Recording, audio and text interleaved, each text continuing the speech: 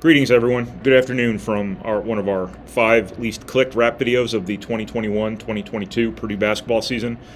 I'm Brian Neubert from goldenblack.com, here somewhere in the Breslin Center, side gym somewhere. Whoever Michigan State's women's basketball team is playing tomorrow must be practicing out on the floor right now, so I've been relegated to second-class citizen status as opposed to my normal third-class citizen status. So here I am. Thank you to the Purdue Club Hotel for your support. It's the home of the Boiler Up Bar, where Alan Karpick and I will be on March 3rd at 7 p.m. for our Thursday Night Live show. If you want to come out there and watch, it's a free country. So Purdue loses 68-65 at Michigan State, a really kind of discouraging loss, I would have to think. Purdue can't view it that way because Purdue still has important games to play. They can't allow this to become more like it. Because this one is solely on Purdue. To Michigan State's credit, Michigan State played well. Michigan State played to the nth degree of its ceiling. This was as good as Michigan State's going to be, probably, and Purdue allowed its greatest concern, its greatest existential threat to rear its ugly head once again, coming off a week of both rest and inflection in terms of self-reflection, inflection, whatever word you want to use, of all of the things that have happened to this point this season. And there is a common denominator among Purdue's losses. Take out the Michigan game because that was a total buzzsaw sort of deal. Nothing mattered in that game. But the other 3 were all narrow losses where Purdue was in a situation at the end of the game it should not have been in because they didn't take care of the basketball. Now, any team can point to any number of things in close games that they could have done differently, they could have done better or whatever to be in a better position. But for Purdue, this is a pattern. This is the blueprint for Purdue, losing. And for them to come out here today and, still turn the ball over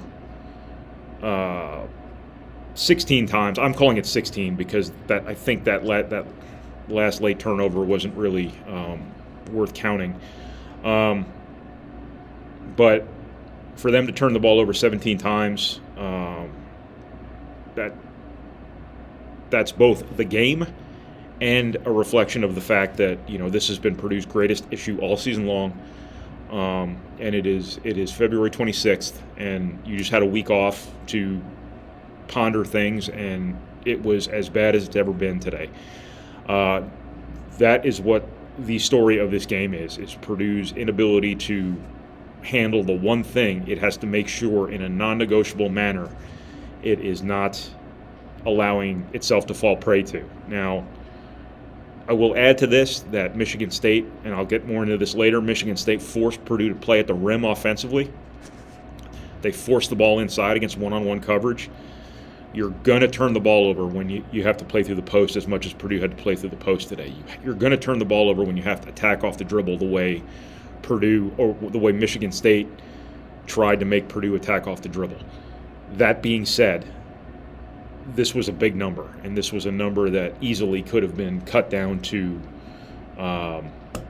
much more reasonable numbers. And had that been the case, Purdue would have won this game.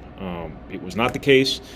Purdue has this horrible self-destructive habit of falling into runs of turnovers. And where this game was lost, in my opinion, was the first 3 minutes, 3, 4, 5 minutes, whatever it was, of the second half, where Purdue closed the first half strong, had momentum, opened up the second half well by scoring on its first possession, and then turned the ball over 5 times in 7 trips. That was your run. That was where you had a window of opportunity to score 8 in a row, to score 10 in a row, to go on a 12-2 run, whatever it might be, really change the complexion of this game, make Michigan State play from behind. That's where Purdue's window of opportunity lied. That, and later in the half, Purdue finally got a couple of open threes. Mason Gillis missed one from the corner. Eric Hunter missed one from the other corner. You're never going to shoot 100% from 3, but those felt like big shots because Purdue finally got open looks from 3. I could have written Michigan State's scouting report for this game beforehand because I've watched them play enough. I've seen enough Purdue-Michigan State games. I know what they do against Purdue. Purdue knew what they were going to do against Purdue. They were going to take away the shooters. Sasha Stefanovic has always been a marked man on their scouting reports, which is a backhanded compliment to him. But once again, Michigan State wanted to make Purdue one-dimensional. They wanted to make Purdue beat threes with twos, and obviously Purdue could not quite do that. Had you had 5 more possessions back and gotten a point per possession on those possessions as you would have, it would have worked. But instead, this went almost the exact same way as the game in 2018 went, where Michigan State basically said, Isaac Haas, go ahead and name your score. We're going to put one guy on you. We are going to have him fight like hell against you. We're going to have him punch you in the kidneys when appropriate. We're going to have him put his knee in your back. We're going to have him put his elbow in your head, if he can reach your head. But other than that, you can have your 25 to 26 points, whatever it might be. But we're going to take away everybody else. And it worked.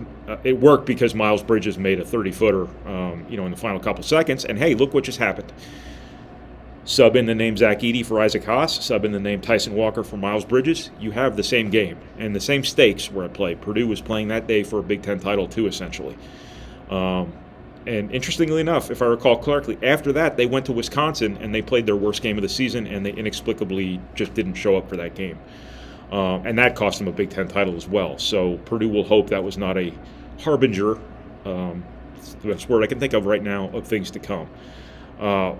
But credit to Michigan State. They made shots. They obviously went 9 of 20 from 3 as well. Part of that is fouling on Purdue's part. Part of that is the fact that they made 3 shot clock beating threes in the first half alone, I think, 4 for the game. Have to give them credit for making plays. But also you have to give them credit essentially for basically getting the hell out of the way and letting Purdue beat itself, because that is largely what happened here today. Michigan State played right up to its ceiling. I don't think you could have asked Michigan State to play any better than they did here.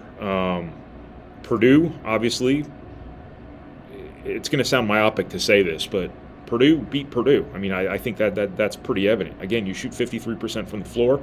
I shouldn't say again because I didn't say this. Matt Painter said this in the press conference, but Purdue shoots 52% from the floor. They out-rebound Michigan State 34-24. They get more offensive rebounds. They get more second-chance points, but they give away too many possessions. They allow Michigan State to get into transition for 19 fast break points. Part of that, I think, is a side benefit of Michigan State making Purdue play the game at the rim so much, is when Purdue gets the ball deep, if Zach-Edey misses, if Zach-Edey gets a shot blocked, whatever, Michigan State changes ends faster than any program in the country. It's kind of what they do. I know this isn't a typical Michigan State team. There's not really a high-end talent on this team. Probably not even an all-Big Ten player, if we're being honest here.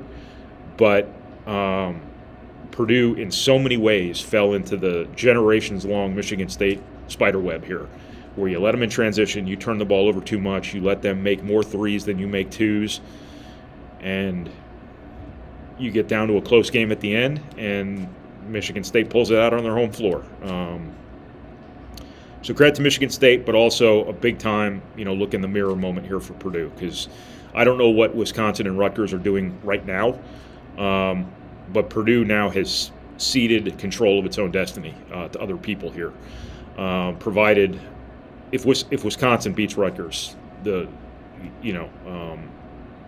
going to be in a really tough spot here for a Big Ten title. And it would be a damn shame to have a team like this at Purdue and not win at least part of the Big Ten title. That being said, I will go back again and say what I've been saying most of this season, because I think it rings as true as ever right now. I think this is a better NCAA tournament team than it is a Big Ten team, because low possessions games like this, grinded out sorts of games like this, I don't know if that's what this Purdue team is necessarily built best for. I think they're best for high-scoring games. I think they're best for games where maybe their advantages on the interior come out a little bit better in terms of fouling people out left and right, because obviously at this point, Zach-Edey and Travion Williams are just going to have to deal with it. Purdue got burned by the most life-on-the-road foul, I think, ever. On the foul on the rebound that put Julius Marble at the line for those 2 free throws. I don't know what Zach-Edey did. But you also come to come to a point here where, complaining about the refs or whatever really rings hollow, because it is February 26th and things aren't going to change wholesale. What you hope, and part of the reason I keep saying that I think Purdue's a better NCAA tournament team than they are a Big Ten team, is not only the fact that I think they're better engineered to win games other than how you have to win games in the Big Ten by taking care of the basketball, by guarding in the half court, things like that. I think that maybe some of this alleviates a little bit, and Zach Edey and Travion Williams get officiated a little bit differently. I'm sure Kofi Coburn's in the same boat. He can't wait to play somebody different, with different referees from other conferences, things like that. Now, that can go both ways, too. You could also get somebody who's not going to call anything. But I do think Purdue is better suited for non-conference postseason play than they are from the grind of having to face these coaches, have faced them twice every year for 20 years, and the physicality of this league and things like that. I think this is a different Purdue team in that regard. But obviously the proof's in the pudding here. You still have to play in the Big Ten because you are a member of the Big Ten, and you had a golden chance here, golden opportunity to put yourself in a pretty good spot here to win at least a share of the Big Ten title. Lots of basketball to be played. Lots of things can still happen. It's not over till it's over, and when it is over, there's still the Big Ten tournament to play, which would be an acceptable consolation prize, I suppose. But obviously a very disappointing loss because Purdue was not able to self-correct itself when given the most time to do so, in terms of that turnover issue that is going to be that ticking time bomb every game they play the rest of the season. Not just at the end of the Big Ten season here, not just in the Big Ten tournament, but the NCAA tournament. This is how you beat Purdue. This is how Purdue beats Purdue. But also, you might have also just laid a little bit of a template here in terms of taking away the three and letting the centers get theirs. Now, not everybody is equipped necessarily to do it the way Michigan State is. I thought Gabe Brown did a spectacular job on Sasha Stefanovic today. I thought their bigs did a good enough job fighting Purdue's posts. Not everybody has that out there in the NCAA tournament, things like that, nor do they have 20 years of context on how to prepare for Purdue. So I guess I'm just kind of talking, theoretically here, that maybe this is what people try to do. I always wondered what would happen a couple years back if opponents would just let Carson Edwards cook and try to take away everybody else, and see if Carson Edwards could make decisions at a level that would allow him to, go and win that game, to do everything everybody was afraid of him doing, that they guarded him accordingly. And then look what happened in the NCAA tournament. He went crazy. So the joke was on me there for that whole theory. But the difference between this team and that team was what they did with that Carson Edwards team was they surrounded him by this pentagon of efficiency, of all these guys who took care of the basketball, who maximized possessions. And right now you have two kind of centerpieces, one being Jaden Ivey and the other being the two centers. And what you've not necessarily done is surrounded them with that same level of efficiency. Now, that being said, that's three guys I just mentioned relative to just Carson Edwards on that team from a few years back. So you're going to turn the ball over more because your alphas are three guys now instead of just one. So that's a huge part of it. So I've lost track of this thought here. But Purdue's got to turn the ball over less. I mean, that was painfully obvious before. I asked Matt Painter the other day, hey, coming out of this bye week, what is your single biggest concern the rest of the season? People talk about your defense, whatever else. People talk about the streakiness of three-point shooting when you rely on it as much as Purdue does. He didn't even hesitate when saying turnovers. I think that's been plainly obvious this whole season. But it was not so plainly obvious that it was something that apparently Purdue could do something about in advance of this very important game. Just a really surprising, I guess, development here, because Purdue, again, had an opportunity to kind of really focus on what it needs to do here the rest of the way to close the season out strong. Came out, and the single biggest thing on their list of things that needed to be corrected, went completely sideways on them. So just a very disappointing loss for Purdue, obviously. But still lots of basketball to be played. We'll see what Rutgers and Wisconsin are up to right now. We'll see what Purdue can do at Wisconsin.